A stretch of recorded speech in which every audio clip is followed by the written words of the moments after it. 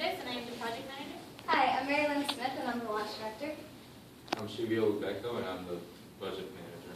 I'm Tomas Sanchez, and I'm one of the DynaMITE engineers. I'm Ismael Marquez, and I'm the other DynaMITE engineer. And together we are DynaMITE, Pop, Lock, and Rocket. So our company philosophy is reach for the stars. DynaMITE wants to provide the best rocket, best quality rocket for companies like EOE, and so we build it, and you guys rock it.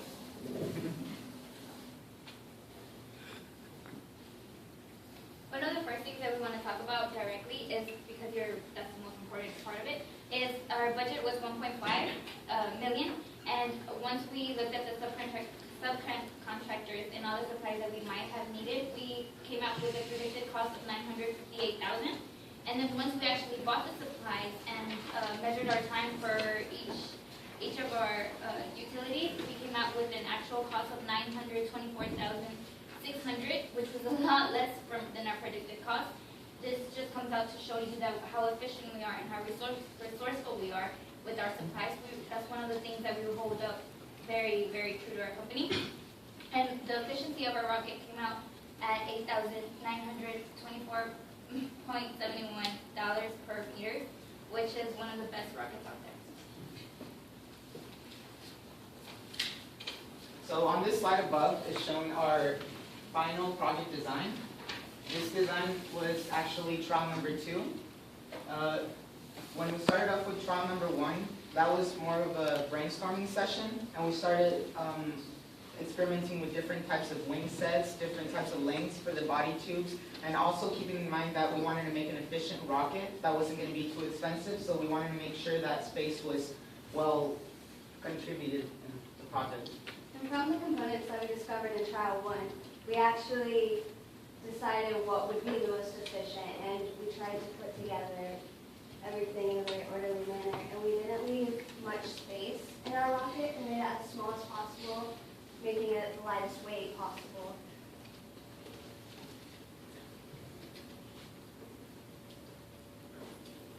Trials 2 and 3 were actually being built simultaneously. It was me and Shubi and Tomas and Mary. We were working on the designs separately, so we could see like which one is better. How can we combine them? How can we what can we take from each that would be best for the overall rocket? Trial 3, it had a smaller fin than the rest of the rockets, but it also had a greater mass. And that mass led to the center of gravity and the center of mass being very close to each other, being switched, and that did not help the rocket at all.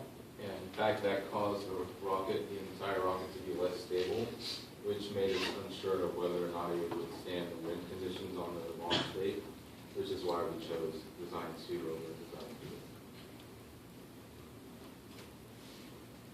3. Alright, so the 4 main subtopics that we used were aerospace engineering, mechanical, chemical, and electrical.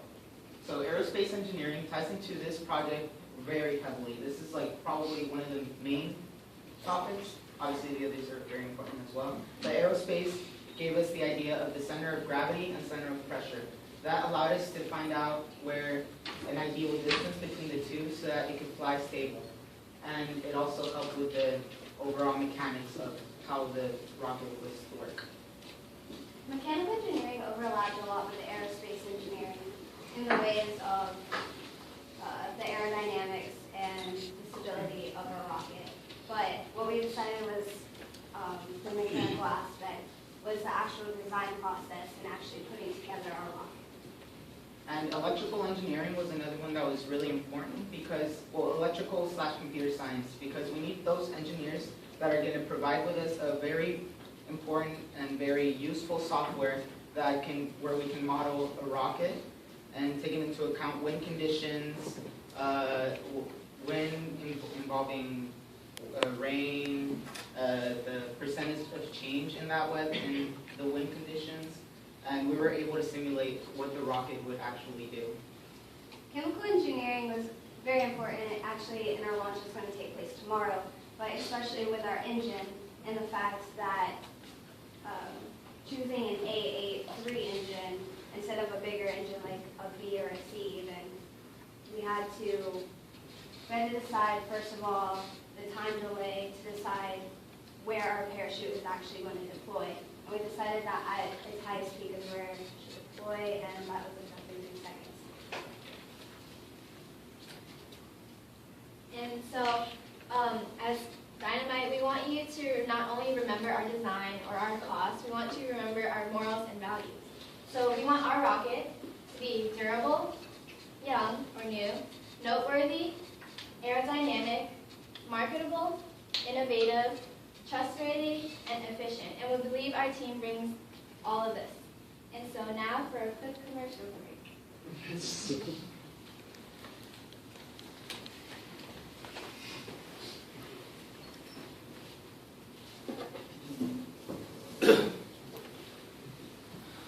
Look at their rocket. Now look at ours. Now back at their rocket. Now back at ours. Sadly, their rocket isn't ours, but it could be like ours if only it had the efficient, sleek design of DynaMITE. Look down. Now look up. Now look down. Now look up. Where are you? You're viewing the most durable rocket of all time. You're viewing the most durable. What's in your hands? Now look at me. I have it. Now look at me. I have it. Anything's possible when you choose DynaMITE. I'm on a course.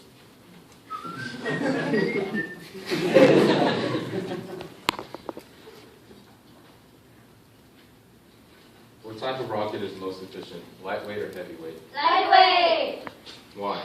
Because, like, elephants are really, really big, and they crash into everything, and they're really heavyweight, so they're bad. And your mommy's really heavy, My teddy's lightweight. Well, there you have it. Lightweight's better. Which is better, aerodynamic or lightweight? Obviously, lightweight is so much better. No, aerodynamic. Birds are aerodynamic and they fly very well. Lightweight is better. Aerodynamic. Lightweight? Aerodynamic. ¿Por qué no las dos? A wise man once said, when I say pop lock, you say rocket. Pop lock, Rocket! Pop lock, Rocket!